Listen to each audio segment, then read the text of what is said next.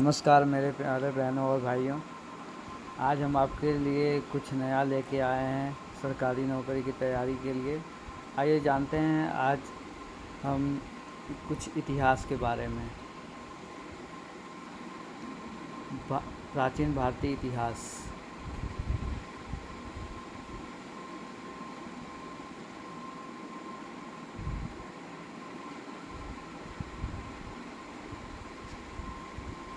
चलिए तो शुरू करते हैं क्वेश्चन नंबर 1 से। भद्रसाल के बारे में कौन सा कथन सत्य है? ए, वह चंद्रगुप्त मौर्य का दरबारी कवि था। बी, वह चंद्रवंश का सेनापति था। सी, वह सीलोन के राजा द्वारा भेजा गया दूत था। डी, वह गुप्त काल के समय का नाटककार था। आइए उत्तर देखते हैं। उत्तर बी, वह नंदवंश का सेनापति था। क्वेश्चन नंबर 2, गुप्तकालीन साहित्य का स्वर्ण युग किसके समय को कहा जाता है? ए, चंद्रगुप्त प्रथम। बी, चंद्रगुप्त द्वितीय विक्रमादित्य। सी, स्कंदगुप्त। डी, कुमारगुप्त। आइए उत्तर देखते हैं। उत्तर बी, चंद्रगुप्त द्वितीय विक्रमादित्य। आइए जानते हैं चंद्रगुप्त क्यों हैं। चंद्रगुप्त द्वितीय विक्रमादित्य के समय कालिदास जैसे कवि विद्वान थे, इस कारण उनके समय को साहित्य का स्वर्ण युग कहा जाता है। क्वेश्चन नंबर 3, कदंब वंश की स्थापना किसने की? ए, ईश्वर सेन। बी, जय सिंह। सी, मयूर शर्मा। डी, कृष्णा राजा। आइए उत्तर देखते हैं। सी, मयूर शर्मा। आइए जानते हैं मयूर शर्मा क्यों है। कदंब वंश एक ब्राह्मण राजवंश था जिसकी स्थापना 4वीं सदी में मयूर शर्मा नामक राजा ने की थी। क्वेश्चन नंबर 4, हर्षवर्धन के राज्य का समय काल क्या था? ए, 600 से 658 ईसा पूर्व। बी, 606 से 647 ईसा पूर्व। सी, 602 से 665 ईसा पूर्व। डी, 564 से 600 ईसा पूर्व। आइए उत्तर देखते हैं। उत्तर है बी, 606 से 647 ईसा पूर्व। आइए जानते हैं उत्तर बी ही क्यों है। हर्षवर्धन पूरे भूति वंश का राजा था जिसने 606 से 647 ईसा पूर्व तक राज्य किया। हर्ष के बारे में जानकारी हर्षचरित से मिलती है जिसकी रचना उसके दरबारी कवि बाणभट्ट ने की।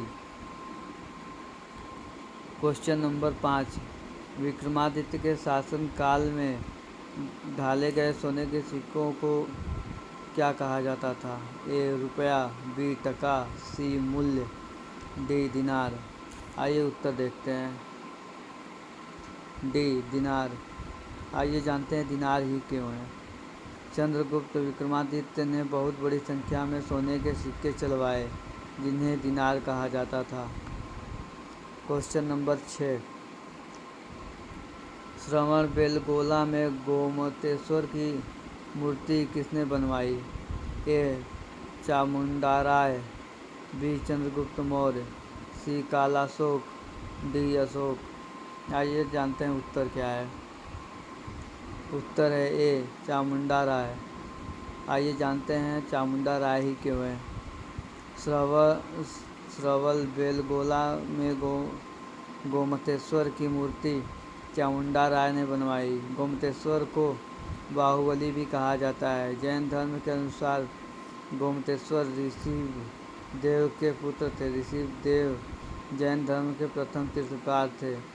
श्रवणबेलगोला में उनकी मूर्ति 10वीं सदी में बनाई गई। क्वेश्चन नंबर 7, निम्नलिखित में से कौन सी मुद्रा गौतम बुद्ध द्वारा प्रथम अर्धोपदेश में दर्शाया गया भाव है? ए, अभय मुद्रा। बी, त्याग मुद्रा। सी, ध्यान मुद्रा। डी, धर्म चक्र मुद्रा। आइए उत्तर देखते हैं। उत्तर है डी, धर्म चक्र मुद्रा। आइए जानते हैं उत्तर डी ही क्यों है। गौतम बुद्ध ने अपना प्रथम उपदेश सारनाथ में दिया, जिसे धर्म चक्र प्रवर्तन कहते हैं। इसमें धर्म चक्र मुद्रा में गौतम बुद्ध ने अपना ज्ञान दिया। क्वेश्चन नंबर 8, हर्षचरित की रचना किसने की? ए बाणभट्ट, बी वेनसांग, सी हर्षवर्धन, डी राजश्री। आइए उत्तर देखते हैं। ए बाणभट्ट। आइए जानते हैं उत्तर ए ही क्यों है। बाणभट्ट हर्षवर्धन के राजकवि थे। उन्होंने कादम्बरी नामक नाटक की रचना की। उन्होंने हर्ष के नाम पर आधारित हर्षचरित की भी रचना की। क्वेश्चन नंबर 9, 4 अश्वमेध यज्ञों का आयोजन किस राजा ने कराया? ए हर्षवर्मन, बी चंद्रगुप्त, सी पुष्यमित्र शुंग, डी प्रवरसेन प्रथम। आइए उत्तर देखते हैं। उत्तर डी प्रवरसेन प्रथम। आइए जानते हैं उत्तर डी ही क्यों है। प्रवरसेन प्रथम वाकाटक वंश का राजा था। वाकाटक दक्षिण भारत में राज्य करने वाला एक ब्राह्मण राजवंश था, जिसने 3री शताब्दी से 5वीं शताब्दी तक राज्य किया। इस वंश की स्थापना विंध्य शक्ति ने की। ये राजा गुप्त राजाओं के समकालीन थे। क्वेश्चन नंबर 10, निम्नलिखित में से कौन सा शब्द प्राचीन भारत विश्व की उपकरण परंपरा से जुड़ा नहीं है? मॉस्टेरियन, ए मैस्टोपोरियन, बी एक्यूलेन, सी ओल्डोवन, डी ग्रोटियन। आइए उत्तर जानते हैं। डी ग्रोटियन। आइए जानते हैं उत्तर डी ही क्यों है। मॉस्टेरियन मुख्य रूप से निएंडरथल से जुड़े चकमक पत्थर के औजारों के एक तकनीकी जटिल पुरातात्विक उद्योग को संदर्भित करता है। एस्चुलियन पत्थर के औजारों के निर्माण के प्राचीन उद्योग को संदर्भित करता है, जो होमो इरेक्टस और संबंधित प्रजातियों से जुड़े विशिष्ट अंडाकार और नाशपाती के आकार का कुल्हाड़ियों की विशेषता है। ओल्डोवन सबसे पुराना ज्ञात पत्थर उपकरण उद्योग है और 2.5 मिलियन वर्ष पहले का है।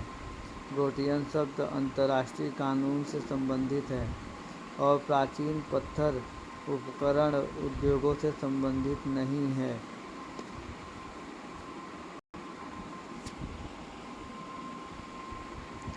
Question number 11,